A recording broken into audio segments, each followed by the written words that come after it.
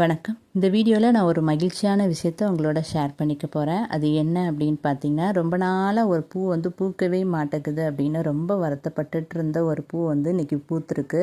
அது என்ன பூ அப்படின்னு பார்த்தீங்கன்னா, நிறைய மொட்டு வைக்கும், ஆனால் உதிர்ந்து போயிடும். அது என்ன பூ அப்படின்னு பார்த்தீங்கன்னா, பாரிஜாதம். இந்த பூ தாங்க இன்றைக்கி பூத்துருக்கு. அது ரொம்ப சந்தோஷமாக இருந்தது.